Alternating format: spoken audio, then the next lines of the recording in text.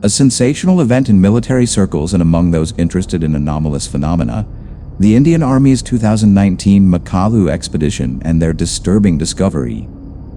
In 2019, a team of 18 soldiers from India's elite mountain forces began a 2-month journey.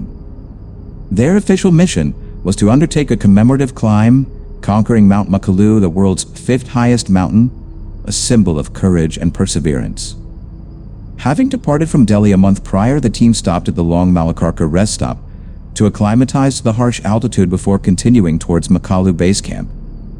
It was in this desolate, solitary place near their temporary campsite that the troops unexpectedly discovered something entirely outside expectations, something that sent shivers down one's spine, giant footprints deeply imprinted on the hard snow. The pressing question was immediately raised.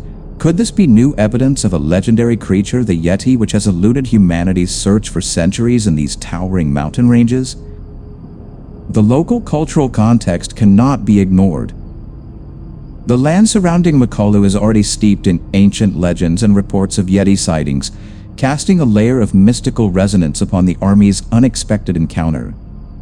To better understand the context, it should be known that the Indian Army has conducted similar expeditions for decades.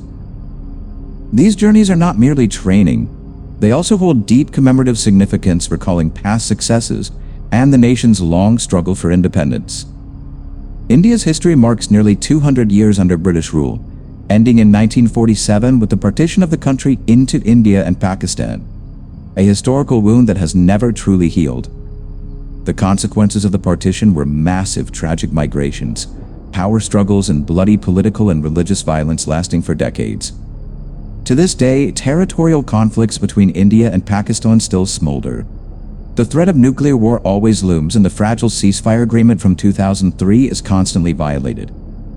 This context of constant tension requires the Indian Army to always be in a state of high combat readiness. Their mountain teams are not just mountaineers, but also warriors specially trained for high-altitude warfare in the harshest environments. Besides enhancing combat capability, each successful expedition also contributes to fostering esprit de corps, nurturing a love for adventure and tradition in new generations of soldiers. From a psychological standpoint, these challenging journeys are also a form of training mental endurance, a structured escape from the constant pressure of border duties and internal security threats. But what happens when that training confronts something entirely outside any military curriculum? Returning to the specific 2019 expedition, the team began its journey on March 27th from Delhi. Under the command of Major Manoj Joshi, the team consisted of 4 officers, 2 junior commissioned officers, and 11 other ranks. They arrived at the foothills of the Himalayas on April 2nd and began advancing towards Makalu base camp. On April 9th, while moving through a narrow valley within Makalu Bara National Park, the team stopped at an altitude of approximately 4,500 meters at Long Malakarka to acclimatize to the thin air and biting cold. While setting up camp, some members scouting the surrounding area were horrified to discover a series of mysterious giant footprints stretching across the nearby frozen snow. Using their measuring equipment, they determined the largest footprint had an astonishing size, 32 inches long and 15 inches wide, 3 times larger than the foot of an average adult man. Even more chilling was the arrangement of the footprints. They appeared to be in a straight line, suggesting a creature capable of bipedal upright locomotion. The distance between each step, the stride measured up to 4 feet, about 1 to 2 meters, nearly double the normal walking stride of a human. Naturally, mainstream science often offers conventional explanations for such unusually large isolated tracks: melting snow, distorting smaller footprints, or the overlapping tracks of various animals. However, faced with the clear evidence on the cold snow with such bizarre size and form, those explanations seemed weak, insufficient to overcome the feeling of unease and the question of an extraordinary ancient existence hiding in these desolate heights. The realization of the strange creature's scale through these giant footprints immediately sparked a quiet horror among the soldiers. This was the first time an official Indian Army expedition had recorded such a large number of clear footprints. Not just a few faint marks, but an entire sequence of frightening evidence. Looking back at history, a notable fact is that many strange discoveries attributed to the Yeti over the past 2 centuries often came from British Indian soldiers, ex-servicemen, seasoned adventurers, and early Himalayan expedition leaders, people not easily deceived by mountain illusions. The area of Makalu National Park where the troops camped is already known for similar reports. Giant footprints, fleeting, unverified encounters by local people and explorers, as if this place is the domain of an ancient mystery. Naturally, skeptics always have their own explanations, often attributing such tracks to Himalayan brown or black bears. Previous attempts to collect hair or skin samples believed to be from the Yeti have often led to disappointing results. They belong to local bears or mountain goats, raising doubts about the actual existence of this legendary creature. However, the soldiers on the 2019 expedition, who were very familiar with the tracks of local wildlife, pointed out a key point: Himalayan bears move on 4 legs, with a waddling gait, unable to create a sequence of straight, nearly bipedal footprints like what they had seen. They asserted that these footprints were distinctly different from readily identifiable bear tracks, with their claw marks and characteristic paw shape as if they belonged to something entirely different, something that walked upright like a human, but with extraordinary size. The discovery of giant footprints from an unidentified creature so close to the campsite where they were supposed to be safe undoubtedly caused a deep sense of unease, a primal fear creeping into the minds of even the most seasoned soldiers. The fascination with the Yeti was not limited to the local area. Historically, the Western world was deeply captivated by these stories, to the extent that it led to official actions at the government level. An undeniable piece of evidence is the dispatch dated November 30th, 1959 from the U.S. Department of State to the American Embassy in New Delhi, providing specific instructions regarding the abominable snowman.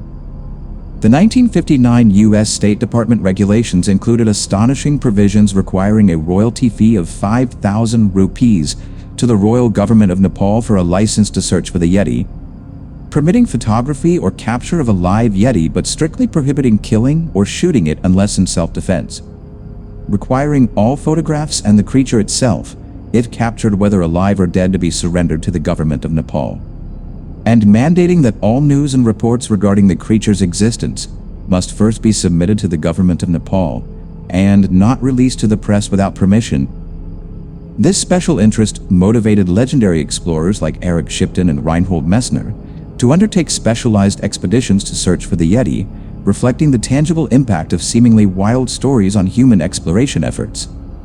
Returning to 2019, faced with the sensational discovery and perhaps the potential skepticism from the public, the Indian Army chose a modern but unexpected communication strategy.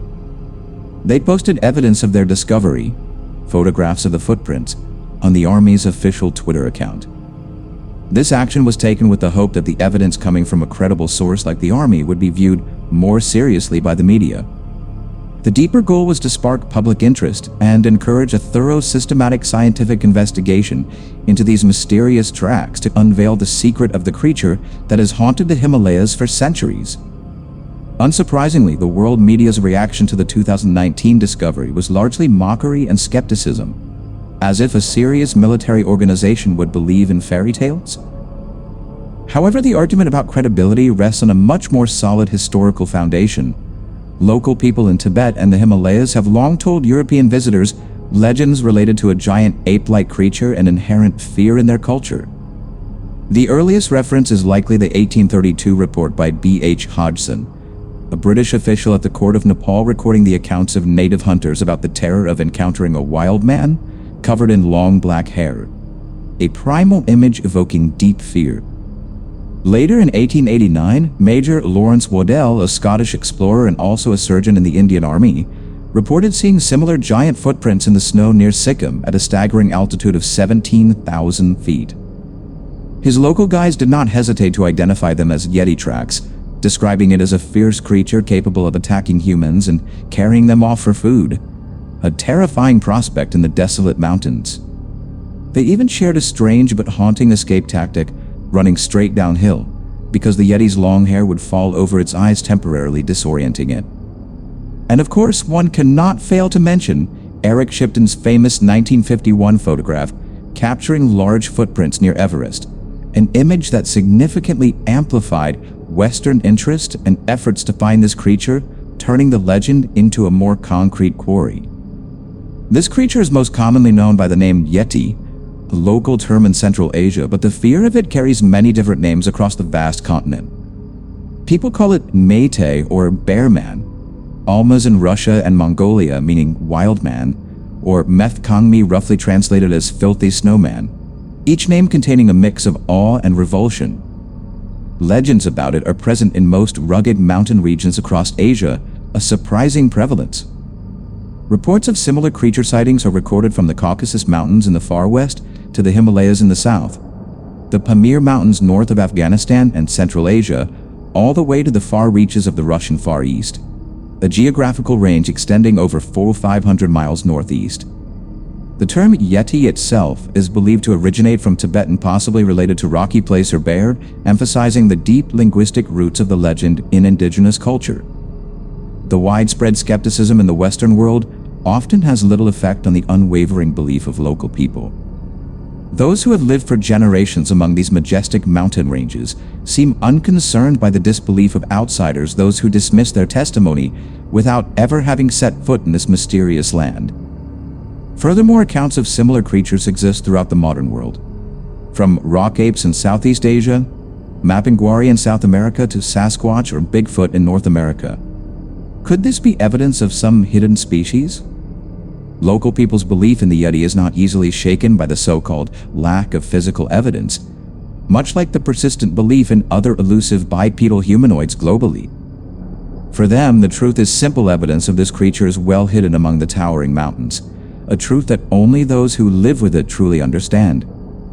Skeptical explanations often suggest confusion with known animals like bears or primates, or optical illusions caused by environmental conditions such as fog or snow. Plausible explanations, but perhaps too simplistic in the face of consistent testimony across generations. The legend of the Yeti may have existed for centuries, even millennia, before European contact passed down through oral tradition from generation to generation. But for Western society, the story of the Yeti is actually only about a century old. The legend of the abominable snowman only truly became mainstream news starting in 1921. This occurred when sightings of the creature were reported by the British Everest Reconnaissance Expedition, reputable explorers who could not be easily dismissed. It was the sensational term abominable snowman that was popularized by Western journalists, notably Henry Newman of the Statesman newspaper in Calcutta, when he translated a local term according to his own interpretation. This significantly contributed to the legend's global fame, but at the same time also cast upon it a layer of ridicule and lack of seriousness in the eyes of many. Let's turn back the clock to 1921 with the British Everest Reconnaissance Expedition, a significant milestone in Western contact with this legend. Under the command of Colonel Howard Berry, the expedition was attempting the first climb of the north face of Everest, an extraordinary challenge at the time. Amidst the vast expanse of ice and snow, they discovered a series of unusual footprints causing confusion. Initially, Colonel Howard Berry, with a practical military mindset, thought they were the tracks of a large gray wolf, a familiar predator of the mountains. But as the team approached Lac La Pass at a dizzying altitude of 470 feet, nearly 6,850 meters, they witnessed something that sent shivers down one's spine. Large, dark shapes moving against the backdrop of heavy snowfall in the distance. The Tibetan porters, who were born and raised with the snow mountains, immediately identified them as a Yeti, completely different from the wolves they knew so well. Another report equally frightening came from 1925 involving Nicholas Tambazi, a Greek photographer participating in the British geological expedition. While traveling along the Gemma Glacier in India, the largest glacier in the eastern Himalayas, Tambazi had a direct, albeit fleeting, encounter. He was called out of his tent by the porters, who pointed towards an upright figure several hundred yards away.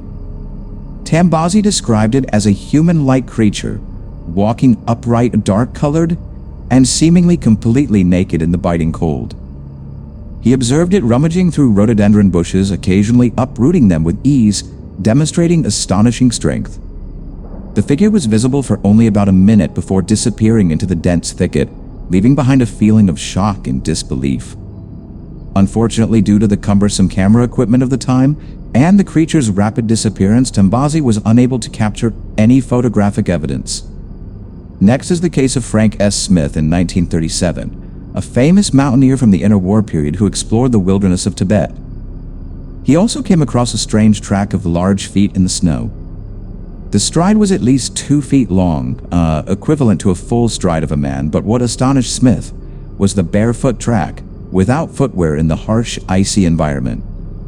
He followed the tracks and was amazed by the creature's extraordinary ability to move across crevasses and glaciers with the ease of a professional mountaineer, a skill impossible for ordinary animals. Smith's notes and findings were submitted to the Zoological Society and the Natural History Museum in London for consideration. However, like many other cases, his discovery was dismissed, attributed to the footprints of some unknown species of bear. Smith, perhaps due to the lack of more convincing evidence, accepted this conclusion, noting that the footprints in his photographs seemed to match those of a quadrupedal bear quite well, an implicit contradiction to his initial observation of a human-like stride. This pattern, where scientific institutions attribute ambiguous evidence to known species, illustrates the rigorous, often skeptical methodology required for biological classification, and the high bar for proving the existence of new large mammals, especially those that challenge our understanding. Also in 1937, an even more disturbing incident occurred involving a Russian reconnaissance unit in a clash with Japanese forces in Mongolia, a little-known but extremely chilling event. Reports indicate that this unit spotted 2 mysterious figures descending from a hill towards them. When these figures failed to respond to the command to halt, the Russian sentries were forced to open fire. The next morning, upon inspecting the scene, they were horrified to discover the bodies of 2 strange creatures. They resembled humanoid apes, human-sized, but their entire bodies were covered in long red hair.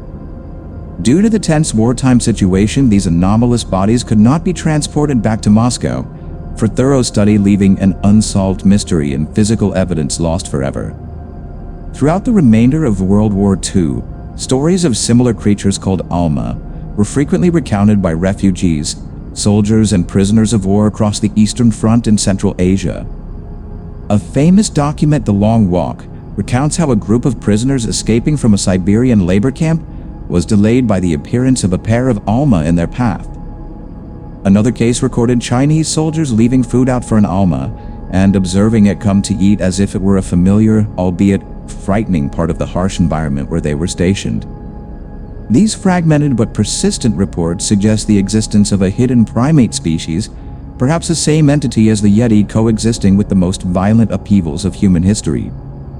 Another case no less strange occurred in 1948 in the Tian Shan Mountain, Central Asia, involving geologist M.A. Stone. While conducting survey work, Stone was awakened by the shouts of his guides. Their horses were being stolen. He grabbed his rifle, rushed out, and confronted a figure standing next to the horses. This creature, according to Stone's description, was covered in long red hair, a shocking sight in the desolate late night. When Stone shouted, the strange creature fled in panic and he pursued it.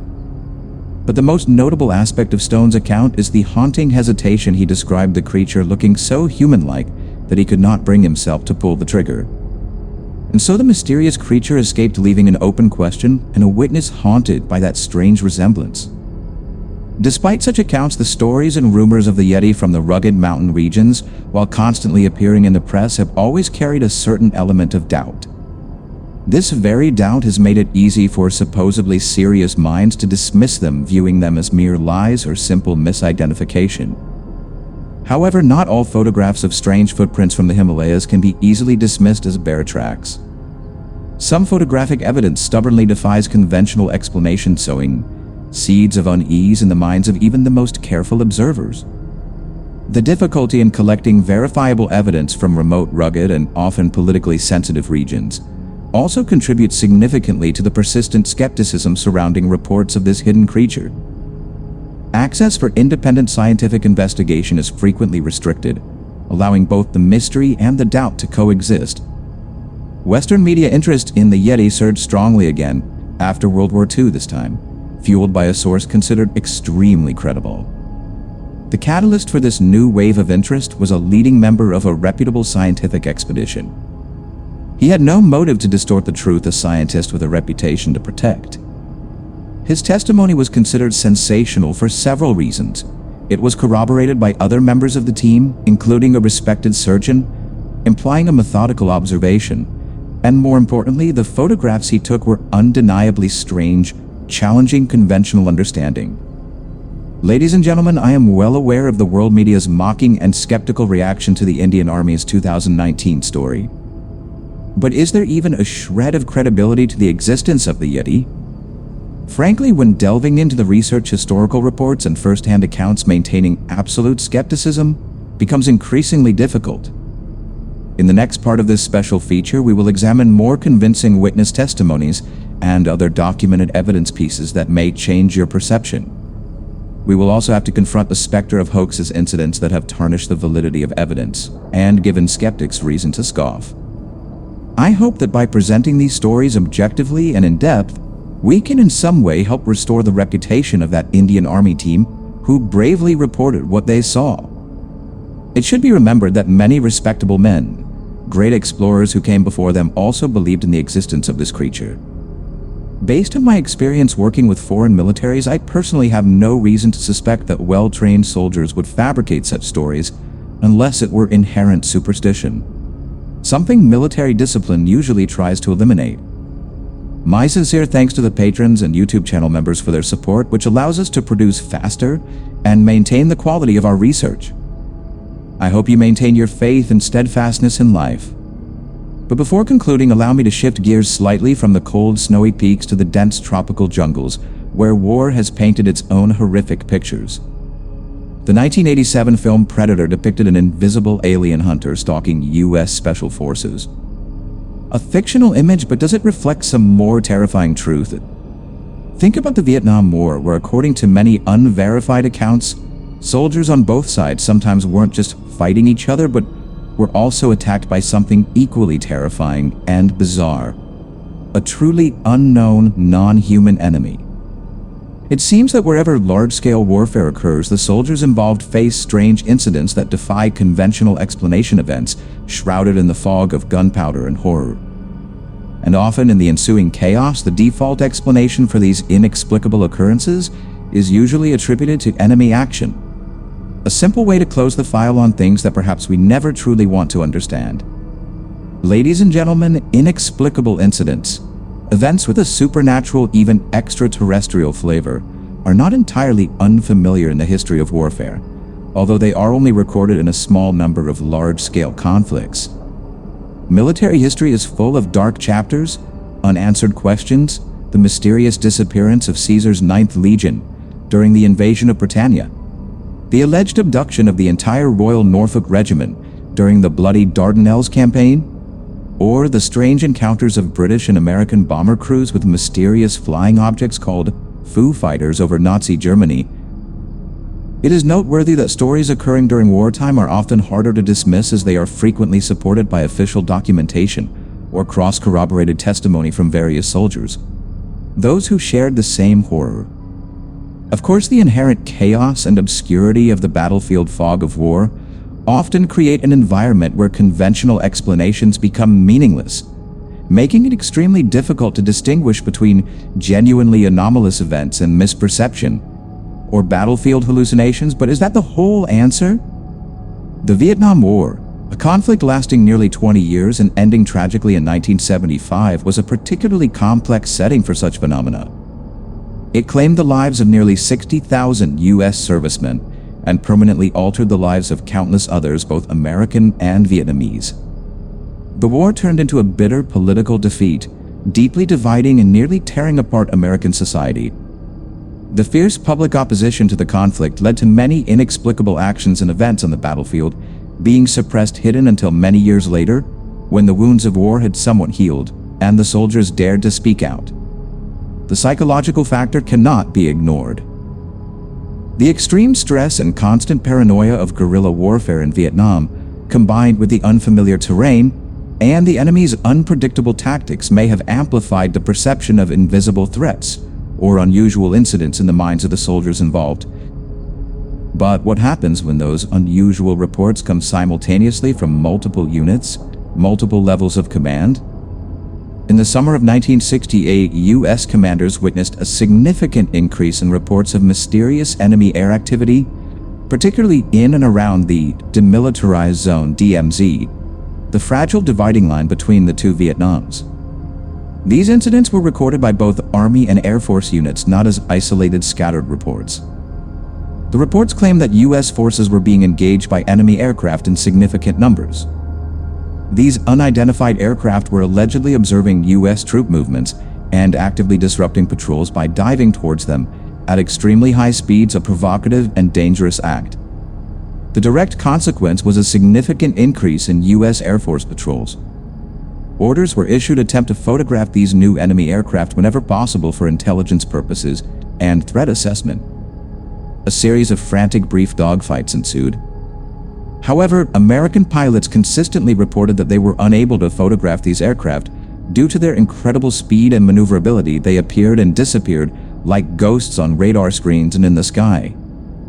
It should be noted that the limitations of radar and aerial surveillance technology in the 1960s, especially in the complex terrain and weather conditions of Vietnam, could contribute to ambiguous signals easily interpreted as unidentified or highly maneuverable enemy aircraft. But does that explain all cases? The situation escalated in June 1968 with the horrific attack on the Australian warship HMAS Hobart near Tiger Island. This guided missile destroyer was tracking the movement of several unidentified flying targets when it was suddenly subjected to intense attack. As other destroyers and U.S. aircraft rushed to assist the HMAS, Hobart was rocked by catastrophic explosions. 2 sailors were killed and 8 others were wounded in this mysterious attack.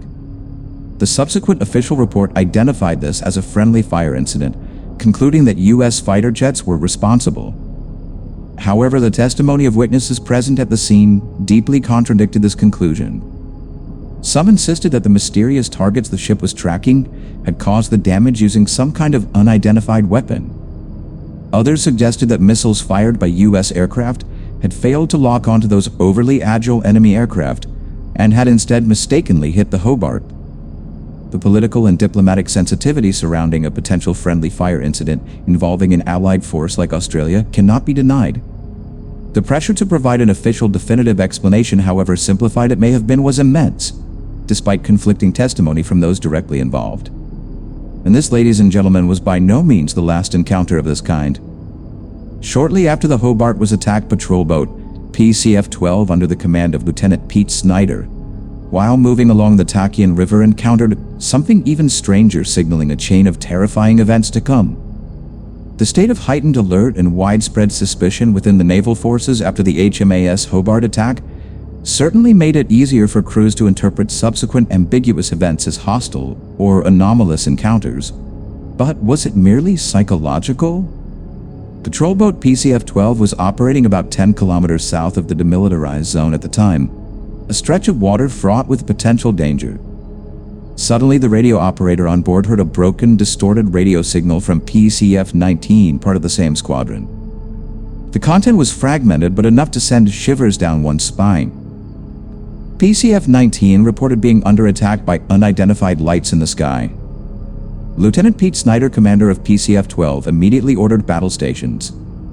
PCF-12 roared, cutting through the waves and speeding upstream towards PCF-19's patrol area, heading straight into the heart of the unknown threat. The radio signal from PCF-19 became increasingly panicked, broken, and unintelligible. They reported engaging 2 enemy aircraft and taking heavy fire, severely impacting their maneuverability. Just minutes later, a strange, eerie red light flared on the horizon, signaling a tragedy unfolding. As they drew closer, the crew of PCF-12 was horrified to witness PCF-19 engulfed in flames, turning in a wide circle on the water with its rudder seemingly jammed hard to starboard. PCF-19's main gun was silent but sporadic. Small arms fire still echoed desperately towards 2 unidentified objects hovering directly above the doomed vessel. Lieutenant Snyder attempted to scan the 2 attackers with binoculars for any identifying features as PCF-12 approached the chaotic scene. These objects moved at terrifying speeds, defying conventional laws of physics. Through the lens, Snyder could barely see anything other than large spheres that looked like solid, dense light. An irrational and terrifying image.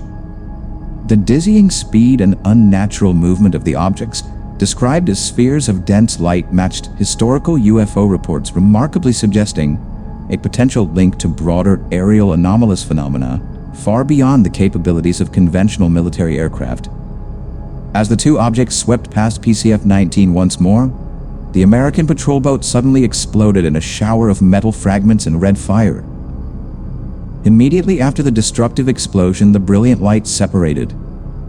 They accelerated upstream towards the demilitarized zone. In just a few brief seconds, they completely vanished from sight as if dissolving into thin air. The PCF-12 crew rushed to rescue two severely burned, surviving soldiers from the black water. Snyder immediately ordered the boat turned around, heading towards the nearby Qua Viet Marine base for safety, escaping this death zone. The survivors, in shock and pain, recounted the initial sequence of the terrifying encounter. They explained that they initially noticed two strange objects tracking them from a distance, precisely mimicking the boat's patrol movements. As the lights drew closer, the captain of PCF-19 ordered a warning shot fired from the .50 caliber main gun. Immediately, the two objects separated and began circling the boat at high speed like predators toying with their prey. Strangely, no gunfire or missile sounds were heard from them, but unexplained explosions continuously occurred on the boat and the surrounding water, causing damage and extreme confusion. The helmsman was attempting to maneuver PCF-19 to respond when another explosion struck the stern, locking the rudder, sending the boat into an inescapable death spiral. But the nightmare was not over for PCF-12. A shout of alarm from the stern startled Snyder. The objects had returned. Two spheres of light were pursuing PCF-12 downstream at terrifying speed. Snyder yelled the order. Full speed, pushing the boat to 30 knots in a desperate attempt to escape. He also hastily sent out an urgent request for assistance via radio to nearby units. When the lights were only about 300 yards away, nearly 275 meters, the PCF-12 crew was forced to open fire. They used the rear .50 caliber gun and two machine guns mounted on the sides, unable to swivel the main gun to the rear in time. Aiming was extremely difficult due to the boat pitching and swerving on the water. However, Snyder was certain he could hear bullets striking the surface of the two pursuing spheres of light. But they seemed to have no effect. Suddenly, a chilling sensation washed over them. Snyder and his men were drenched by a stream of ice-cold water falling from somewhere above. Then angry, deafening explosions echoed again in the river surrounding PCF-12. The sailors could not see or hear anything being fired from the pursuing objects, only the invisible destruction unfolding. The explosions impacting around them were terrifying and painfully real, tearing up the water and sowing terror. Lieutenant Snyder had almost accepted their grim fate, that his boat would soon share the same destiny as the ill-fated PCF-19. But then a tearing roar echoed overhead as a pair of F-4 Phantoms streaked past in pursuit. As the Phantoms flew past and began to circle back, the two pursuing lights suddenly separated. They shot back up the river, disappearing in mere seconds as quickly as they had appeared. The stream of ice-cold water experienced by the crew could be interpreted as a physical effect related to the presence or extreme speed of the objects. A phenomenon sometimes noted in anecdotal reports of atmospheric disturbances around unidentified aerial phenomena (UAP). Previously, the prevailing hypothesis was that these mysterious new weapons were supplied to Vietnamese forces by their foreign backers. However, an incident later that summer directly and undeniably refuted this claim. The inability of intelligence agencies to definitively link these reported capabilities to any known Soviet or Chinese military technology at the time further fueled speculation about their true origin, pushing the mystery even further. Let's turn to another event also occurring in that fateful summer of 1968 in the demilitarized zone. An Army Rangers reconnaissance unit was secretly positioned in an area known as North Country. Their mission was to observe a Viet Cong position to the north. Early one morning around 02:00 hours, the team's sentry spotted a brilliant blue light approaching from the west. The light shot towards the Rangers' hidden position, then abruptly stopped about a quarter-mile away, hovering motionless in midair. A heavy, ominous silence fell, causing the soldiers to instinctively reach for their weapons. Almost immediately, intense streams of tracer fire and heavy machine gun fire erupted from the enemy positions to the north. The American Rangers watched in astonishment as the hovering sphere of light remained completely stationary amidst the hostile barrage. Then suddenly the object darted away, shooting straight towards the enemy camp at incredible speed. The American soldiers witnessed an unbelievable sight. Brilliant white beams of light emanating from the hovering object, sweeping across the positions of the Vietnamese forces. Wherever these beams struck the ground, they caused violent explosions or intense fires to erupt. The night was torn apart by the agonizing screams of the wounded and dying. This unilateral attack continued for several minutes until all gunfire from the enemy side completely ceased. Afterward, the strange object shot back to the west, disappearing as quickly as it had arrived. The next morning, a reconnaissance platoon cautiously entered the enemy camp. They found a scene of hell-charred, distorted bodies, melted weapons, military gear reduced to ashes. The commanding officer confiscated any useful remaining items for assessment and photographed the scene before withdrawing. Carrying evidence of an attack that could not be explained by any weapon they had ever known. The description of these localized, destructive effects resembling directed energy matches some theoretical concepts of advanced weaponry, not publicly known or deployed by conventional forces during the Vietnam era, raising disturbing questions about the nature of the attacker. Comparing the events, we see that the descriptions of the strange objects and their maneuverability from both the PCF incident and the Ranger incident are almost identical. These accounts are also similar to reports made by other units deployed in the area, at the same time suggesting that these were not isolated hallucinations. However, these terrifying stories, as horrific as they were, are described as being less haunting than an incident that would occur 2 years later, involving an icon of American air power. Introducing the Boeing B-52 Stratofortress, one of the largest military aircraft ever built and still in service today. It first took flight in the 1950s, with a wingspan of 56 meters, capable of carrying up to 70,000 pounds over 31 tons of explosives. Each of these aircraft was capable of leveling a small town or village in mere seconds. The sheer destructive power and scale of B-52 bombing campaigns in Vietnam provide a stark contrast, a benchmark against which we can measure the impact and nature of the unexplained phenomena faced by military personnel. Phenomena that transcended even the horrific devastation of conventional warfare. The B-52 Stratofortress, as mentioned, was the primary strike weapon of U.S. forces in Vietnam. Throughout the war, they flew over 125,000 separate bombing sorties across Vietnam, Cambodia, and Laos, unleashing destruction on an unprecedented scale. Remarkably, only 17 B-52s were lost during this period, largely thanks to their extremely high operational ceiling and reliable electronics and defenses.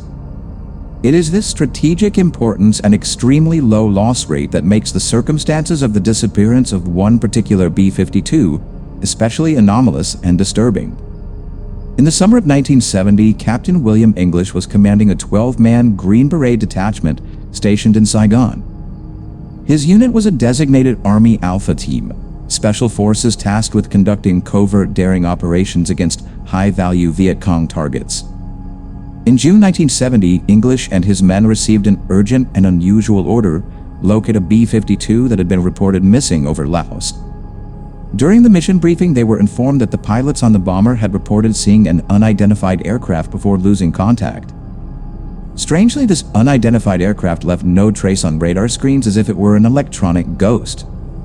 The pilots had described the target as having a strange shape and being covered in brilliant lights just before all radio contact abruptly ceased. The Alpha Team's mission was clear: locate the missing aircraft, recover operationally sensitive items such as code books, electronic equipment, and completely neutralize the aircraft to prevent it from falling into enemy hands. They were deployed by helicopter to a location about 160 miles from the Laotian border. From there, they conducted aerial reconnaissance in and around the B-52's last reported position. It didn't take long. They quickly located the downed aircraft situated about a mile inside Laos. However, the dense jungle canopy surrounding the wreckage was too thick to drop troops directly onto the site by helicopter. The Alpha Team was forced to gear up and begin a grueling march through the jungle towards the objective. Within just a few minutes of arriving, these seasoned soldiers felt a deep sense of unease at what they saw. The massive aircraft was almost completely intact, resting upright on the jungle floor as if it had been gently placed down rather than crashed. Around it, the trees and vegetation were completely unharmed, but with no sign of a violent impact or a long swath of destruction, typically seen in plane crashes. The only apparent damage was to the underside of the aircraft, as if it had landed without its landing gear extended. The Green Berets quickly ensured there was no enemy ambush fanning out to establish a defensive perimeter before conducting a more thorough inspection.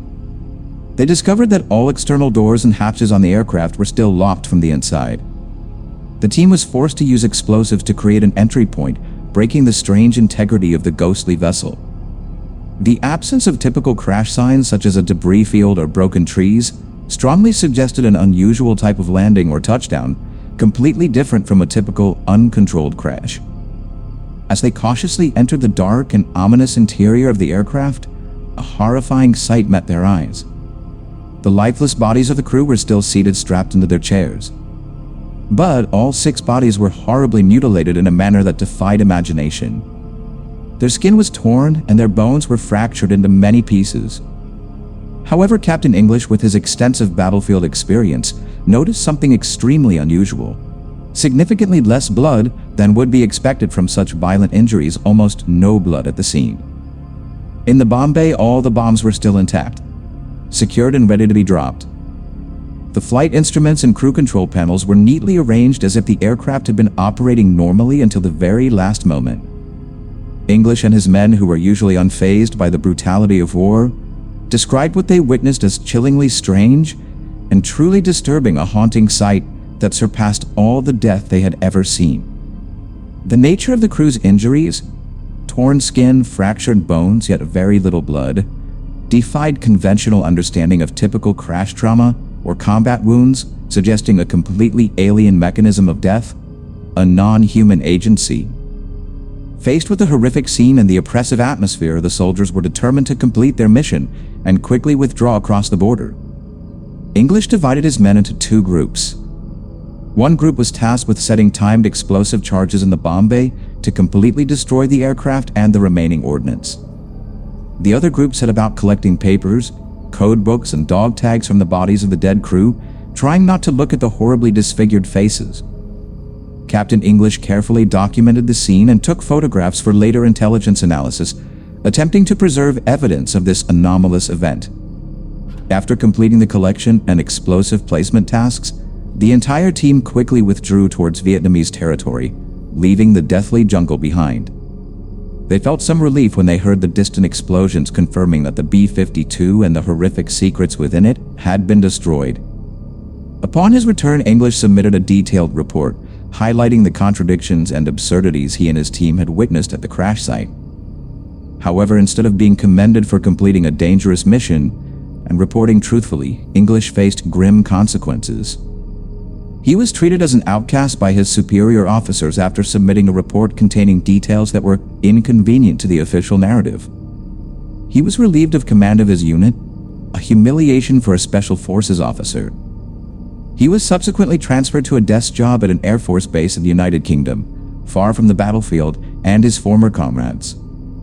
Months after he left, heartbreaking news reached English. His entire Alpha team had been wiped out in an enemy attack.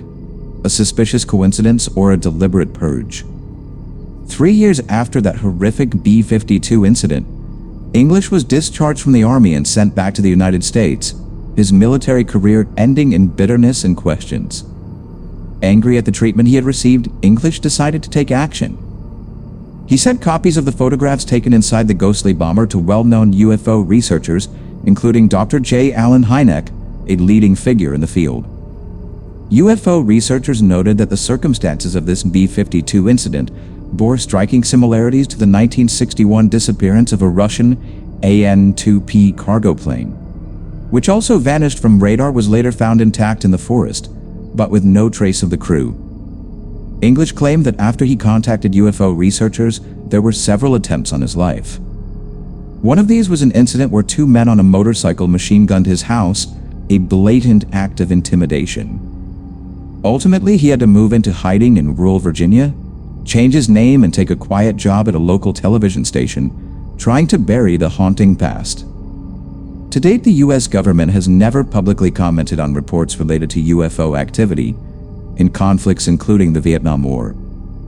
The official stance has always been that such issues described by military personnel are due to fabrication, exaggeration, or misunderstanding of conventional events in the chaos of war. Admittedly, when examining the available evidence for some incidents, this assertion is clearly true in many cases. They explain that stress and anxiety during wartime can push people beyond normal thinking and understanding. The mind, in an effort to cope with trauma, can create additional memories to fill gaps in fragmented information and rationalize distressing events. There is also mention of the increasing understanding of war-related mental illnesses, such as post-traumatic stress disorder, PTSD, and Gulf War syndrome. They suggest that some of the airstrikes and aerial attacks witnessed by ground troops in 1968 could simply have been carried out by entirely conventional military aircraft, misidentified under stressful combat conditions. However, the establishment of programs like AATIP, Advanced Aerospace Threat Identification Program, and the UAP Task Force in later decades indicates a significant, though often understated, shift in the US government's approach. From outright dismissal to official investigation of unexplained aerial phenomena. Conversely, it can also be argued that the US government cannot simply ignore the testimony of so many of its soldiers, testimony coming from so many different locations and reported in so many different documents spanning multiple conflicts.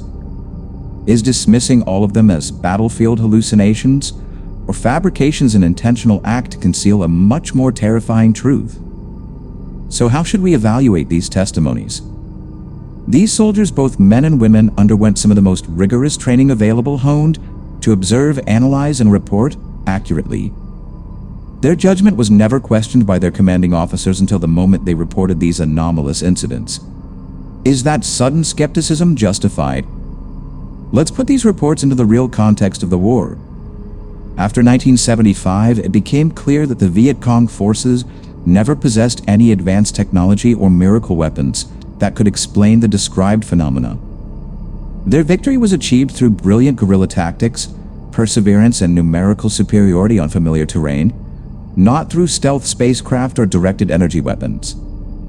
The characteristics of the aircraft or objects described by witnesses, for example, their ability to evade radar, their invisibility to the most advanced detection systems of the time, are military technological achievements that were only realized much later, some of which are still classified. The reported speed and maneuverability of these objects far exceeded any known conventional aircraft of that era, challenging even basic aerodynamic principles. And perhaps most disturbingly were the inexplicable outcomes witnessed firsthand by well-trained military personnel. Soldiers like Army Rangers or Green Berets know countless ways to incapacitate and end human life. It is their profession. Yet in their reports, they frankly admitted that they could not explain or account for how the pilots on that B-52 died so tragically. The specific injuries described, torn skin, fractured bones with little blood, do not fit the expected trauma from conventional gunfire or explosives used in the conflict. It suggests a completely different non-human agent and method of killing. Of course, we must acknowledge the fog of war factor. It seems reasonable to assume that in that chaos, some simple errors were made by some soldiers and pilots when reporting alleged UFO encounters. But at the same time, there is simply too much witness testimony from too many different units, in too many different locations spanning many years to simply ignore it all. This volume of anecdotal evidence, while imperfect, paints a disturbing picture. All of this points to an unavoidable conclusion. Someone, or perhaps something present on the battlefield in Vietnam, possessed technology far beyond what was publicly acknowledged at the time, and perhaps even now. This holds true whether the origin of that technology is believed to be from Earth or from somewhere more distant. The history of warfare, ladies and gentlemen, seems to consistently be a focal point for supernatural and otherworldly activity, a stage where the inexplicable frequently unfolds under the guise of chaos and violence. This includes ongoing military operations in the Middle East, a topic we will delve into in future features. Finally, I would like to offer my deepest thoughts and respect to the brave men and women who have and continue to put their lives in harm's way every day